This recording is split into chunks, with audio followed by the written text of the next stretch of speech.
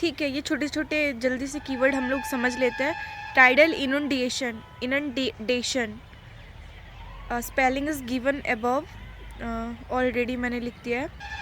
समुद्र के किनारे जो मैंग्रोव होता है ना, तो समुद्र का टाइडल जो आता है और झटके से अपने सारे पानी से उन सारे मैंग्रोव को ढक देता है अपने पानी से. फिर क्या होता है, टाइड जब लो होता है तो वो सारा पानी खींच लेता है, मैंग्रोव से पानी हट जाता है. तो ये जो समुद्र के द्वारा पानी का लाना मैंग्रोव की तरह और ले जाना जो प्रक्रिया है, उसे हम लोग कहते हैं टाइडल इनंडेशन. इनंडेशन इससे कुछ इफेक्ट होता होगा मैंग्रोव को, कुछ बेनिफिट्स, कुछ लॉस होता होगा. We will know it later. फिलहाल ये जानना है कि टाइडल इनंडेशन का मतलब है उतार चढ़ाव पानी का, टाइडल का, towards the mangrove. Next is succulent leaves. Succulent leaves means रसीली पत्तियाँ जो अपने अंदर बहुत सारे लिक्विड को कंज्यूम करके रखता हो, स्टोर करके रखता हो. जैसे कि हमारे एलोवेरा, ये काफ़ी मोटी होती है और इसको हम लोग रसीली पत्तियाँ कहते हैं. ये अपने पत्तों को, अपने शरीर को सूखने से बचाती है.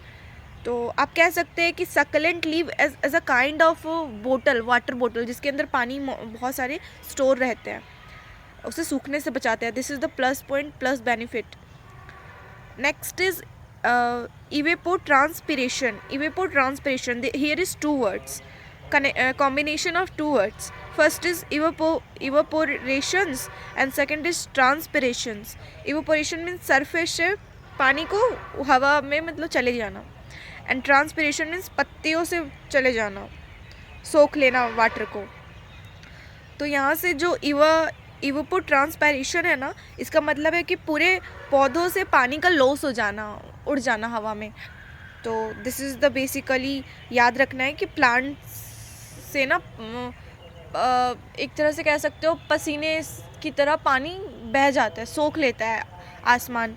तो दिस इज़ द इवेपोट्रांसपिरेशन, पानी का निकल जाना पौधों से.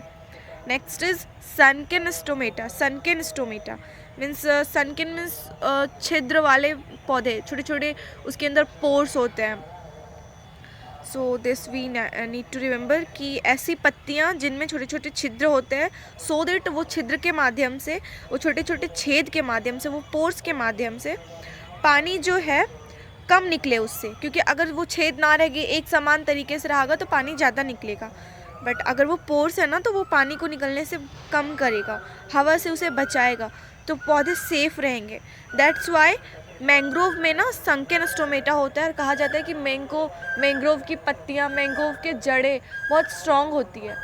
Next is salt secreting glands. आप ऐसा समझ लो, सीक्रेट का मतलब क्या होता है, शरीर से कुछ विसर्जित करना, कुछ निकालना, बाहर निकालना. तो मैंग्रोव की जो पत्तियाँ होती हैं ना, उसमें बहुत सारे नमक आ जाते हैं भूमि से. तो वो बाहर कैसे निकालते हैं, अपने ग्लैंड्स, अपने पत्तों के माध्यम से साल्ट को बाहर की ओर ले जाते हैं. तो आप कह सकते हो कि पौधों जो पसीना छोड़ता है ना, उसमें वो जो नमक निकलता है, that is called salt secreting glands of mangrove. ये याद रखना है हमें, which is very interesting also. Next keyword 6 is pneumatophores.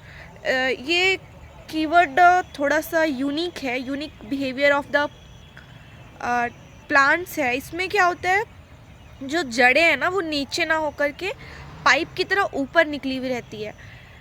इसमें क्या होता है निमेटोफोर्स में, कि वो जो जड़ें हैं ना, अंदर से ऑक्सीजन नहीं ले पाती है, तो वो अडॉप्ट करके वो अपनी जड़ें बाहर फेंक देती है, ऐसे पाइप की तरह, मतलब डंडी की तरह. तो वो क्या होता है कि वो जड़ें बाहर आके ऑक्सीजन लेती है, ज़मीन से बाहर आके ऑक्सीजन लेती है.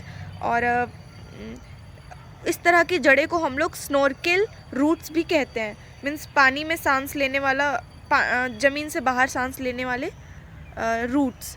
तो this is the pneumatophores which is unique character of the plants breathing system.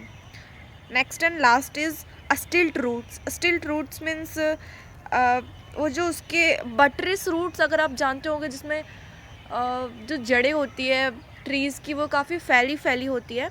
And उनमें ऐसा वो इसलिए होता है ताकि कोई भी ट्रीज़ है, कोई भी प्लांट्स है, लाइक मैंग्रोव का ही स्टिल्ट रूट्स होता है, तो क्या होता है, उसकी जड़ें ना काफ़ी फैली हुई रहती है. इसके कारण आंधी आए, तूफान आए, वो ट्रीज़ नहीं गिरती है, वो ट्रीज़ नहीं गिरती है नीचे ज़मीन में। सो स्टिल्ट रूट्स का ये फ़ायदा है, आप एक बार गूगल में सर्च कर लेना buttress roots and stilt roots, इसके पिक से समझ पाओगे। काफ़ी इनकी जड़ें काफ़ी फैली हुई रहती है वृहत रूप से, तो इससे स्टैंड मिल पाता है, स्ट्रॉन्ग स्टैंड मिल पाता है तने को, और वो ज़मीन पे टिकी रहती है लंबे समय तक। इसलिए मैंग्रोव को कहा जाता है कि मैंग्रोव जिस भी एरिया में है पूरे इंडिया का, उस एरिया में आंधी वगैरह कम आती है, तूफ़ान वगैरह कम आती है, फ्लड्स वगैरह कम आती है। तो मैंने एक्सप्लेन कर दिया सब। Please remember it. Keywords is equally important to remember in the subject.